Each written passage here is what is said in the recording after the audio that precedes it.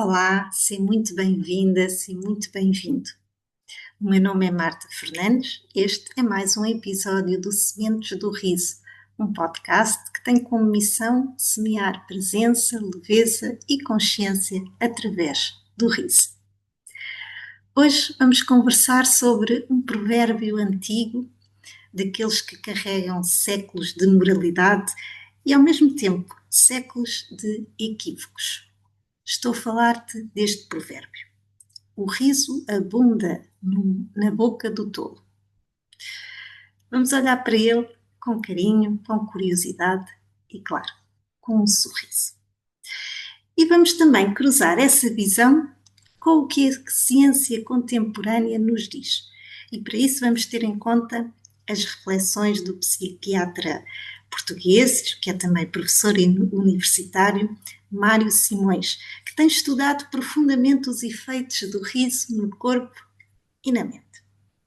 Então, anda daí, acompanha-me. O riso abunda na boca do tolo. Este é um provérbio duro, não é? Ele não deixa espaço para nuances. Ele afirma sem hesitar, ele julga, ele dá logo a sentença, não é? Quem ri muito é tolo. E durante muito tempo esta ideia moldou comportamentos. Muita gente aprendeu a conter o riso para não parecer frívola, infantil, descontrolada. É como se o riso fosse uma espécie de fraqueza moral. Aliás, se olharmos um bocadinho para a nossa história, cada um de nós, se fizer assim um filme da vida, certamente vai perceber que quando era criança ria muito, não é? Nós ríamos muito, brincávamos muito, tudo era natural, o riso estava praticamente sempre presente, não é? E sim, até certa idade, o riso e o choro são coisas que são aceites, tidas como esperadas, naturais, normais. O problema é que a partir de certa idade as coisas mudam. O nosso riso começa como que a ser censurado, não é? Condicionado. E à medida que vamos crescendo, essa censura torna-se mais feroz, não é? Mais intensa, ao ponto de muitas pessoas passarem dias sem se rir. Isto é triste, muito triste. Afinal, o riso e o choro é algo que faz parte da nossa fisiologia, da nossa biologia.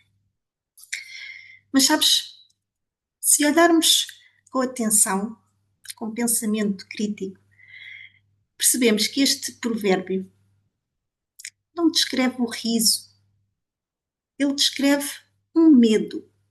O medo da espontaneidade, o medo da vulnerabilidade, o medo da alegria que não pede licença e, sobretudo, o medo do que escapa ao controle. Na verdade, provérbios como este foram usados, e muitas vezes ainda são usados, como mecanismos de controle social. Estou agora a lembrar-me de um outro provérbio que diz muito riso, pouco siso, não é? É outro que ainda hoje é muito frequente ouvir. Então, dizer que o riso abunda na boca do tolo é uma forma de desencorajar essa espontaneidade, de reforçar a seriedade como valor moral, de manter as pessoas contidas e previsíveis e até de punir comportamentos que escapam da norma, ou seja, que são tidos como diferentes, não é? Então, este é um provérbio disciplinador, não é? Ele não quer descrever o mundo, ele quer moldá-lo. E sim, provérbios como este foram, e eu acho que ainda são, muitas vezes usados para controlar comportamentos sociais, desencorajar a alegria, a espontaneidade, a forma de estar em comunidade e reforçando esta seriedade como valor moral. Mas felizmente, hoje, a ciência contemporânea ajuda a desmontar, não é, estes preconceitos antigos. E o psiquiatra Mário Simões, como te disse, também professor universitário, numa entrevista recente explica que o riso não é um sinal de tolice, é sinal de saúde. Ele descreve como o riso ativa zonas cerebrais específicas, liberta tensões, regula emoções e cria um estado de bem-estar profundo. Não é? E este psiquiatra, Mário Simões, não é alguém aqui do nosso Portugal, não é? Da nossa realidade atual. Portanto, é alguém a quem é reconhecida competência. Não é? Não sou eu, não é a Marta que está a dizer, é Mário Simões. Não é? Embora tudo o que ele traga aqui e na sua entrevista esteja em linha com o que eu tenho trazido aqui ao longo destes episódios. Bom, aquilo que o provérbio chama de tolice é, na verdade, dito pelo Mário Simões, um mecanismo neurobiológico sofisticado. O psiquiatra lembra que o riso tem efeitos fisiológicos mensuráveis.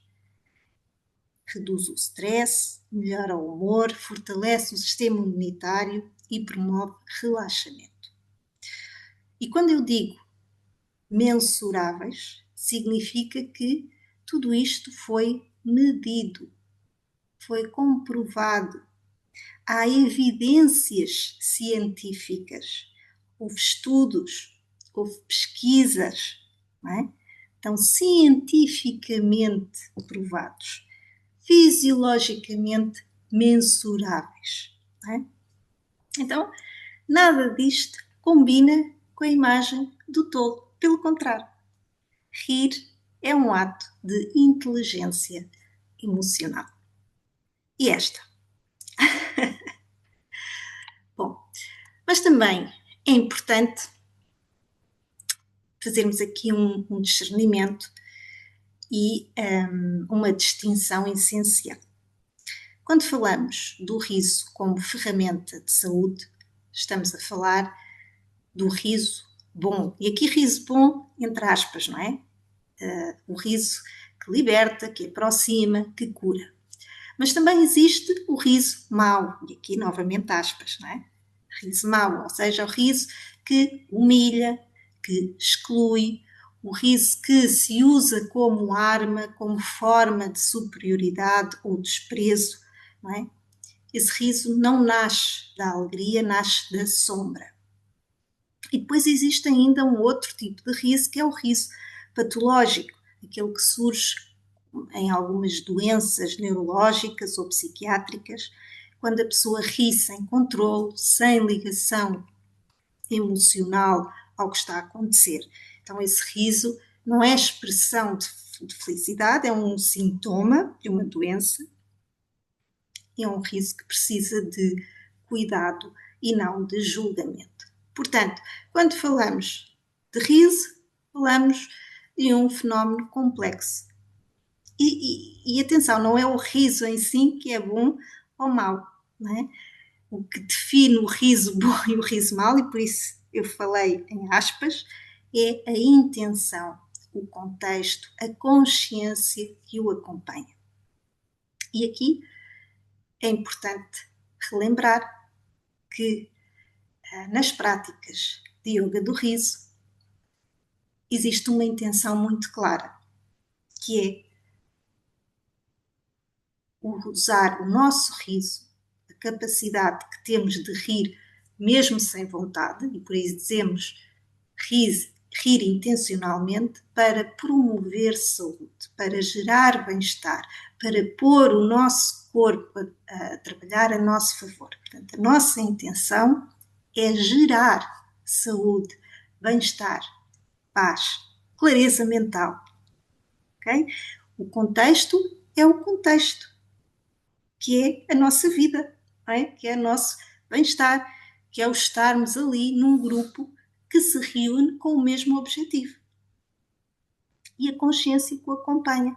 Nós estamos conscientes do motivo pelo qual estamos ali. Não é? Temos consciência de porque é que o fazemos e de como isso impacta a nossa vida e até a vida que acontece nos ambientes por onde vamos passando. Pronto. Só este à parte. Então, quando colocamos lado a lado este provérbio e a ciência, percebemos algo muito bonito.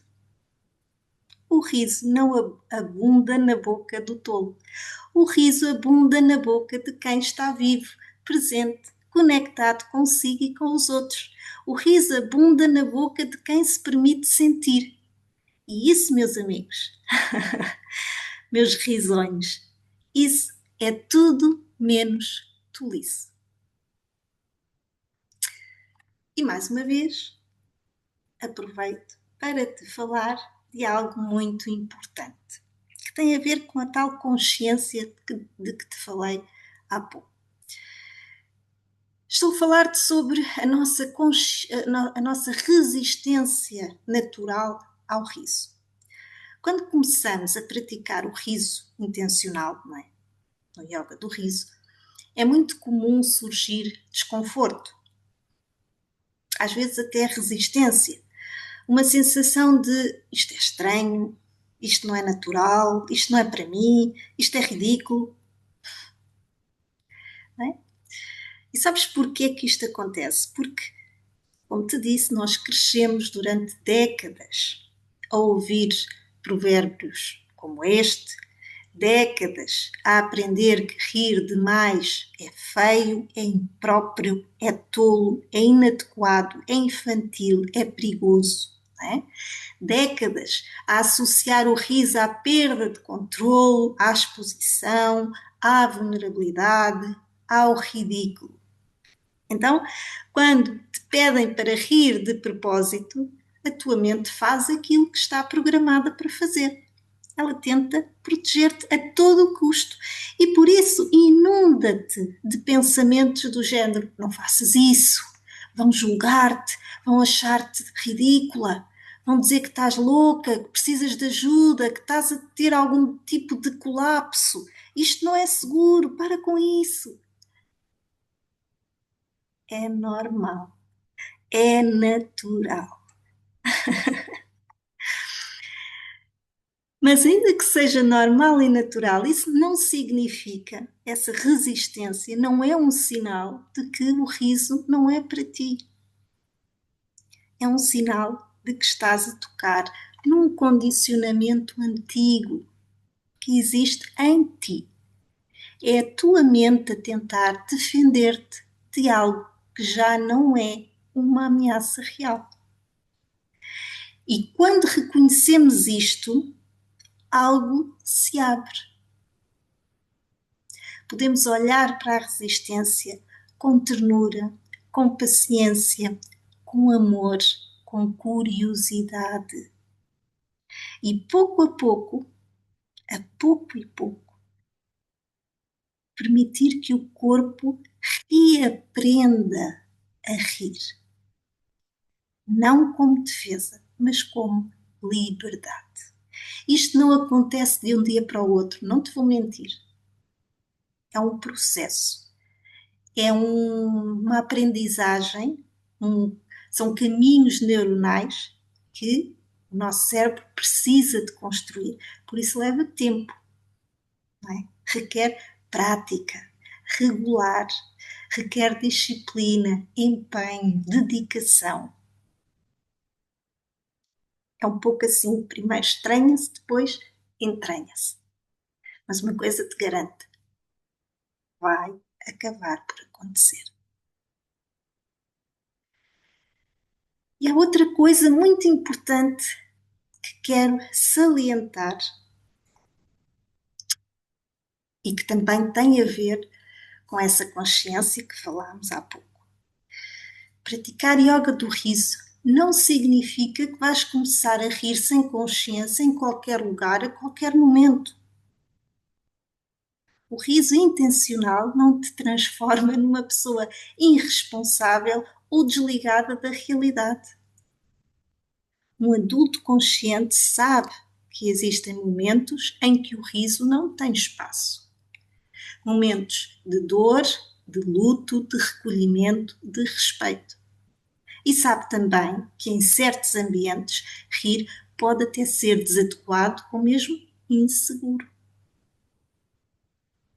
Ou seja, o que eu quero que saibas, o yoga do riso não te tira esse discernimento.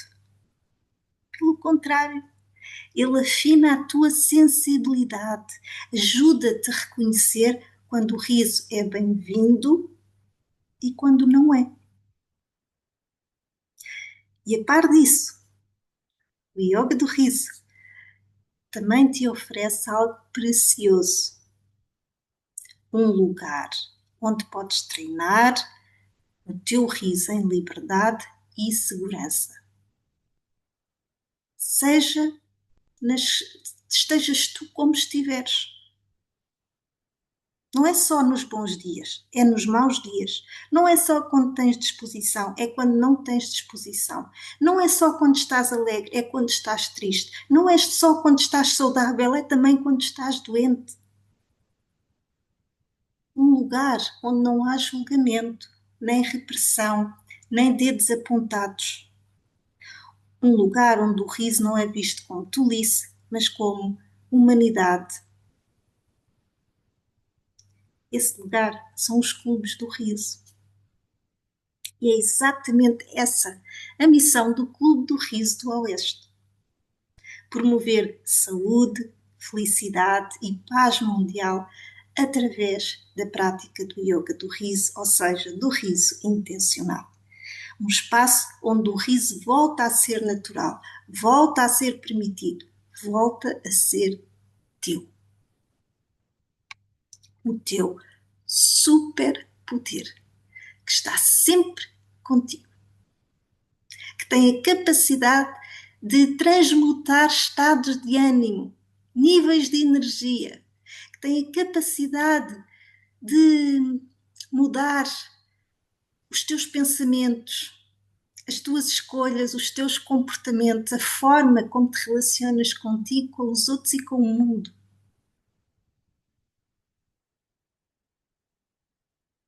Uau! Desculpa, entusiasmo muito a falar sobre isto, porque realmente eu experimento isto tudo em mim, na minha vida, com o yoga do riso.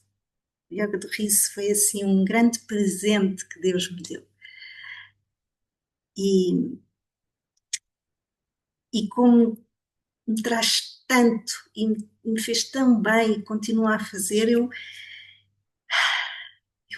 queria ter o poder de entrar nas vossas mentes, na cabeça das pessoas e poder pôr lá isto tudo isto lá dentro, de forma a fazer-lhes sentido, de forma a despertar a curiosidade para virem experimentar, para virem praticar. Mas bom, estou a fazer aquilo que posso, com aquilo que tenho, com os meios que tenho, e portanto, se houver por aí uma pessoa a quem isto toque, já terá certamente valido a pena. Então, que este episódio te ajude a libertar da ideia de que rir te diminui, te ajude a libertar da ideia que o riso te torna tola, porque não torna. O riso não te torna tola, tolo. O riso torna-te humano, humana. E muitas vezes torna-te inclusivamente sábia e sábio. Obrigado por estares por aqui, por estares por aí, por cultivares presença, serenidade e alegria. Até ao próximo Sementes do Riso. E agora sim, aquela gargalhada.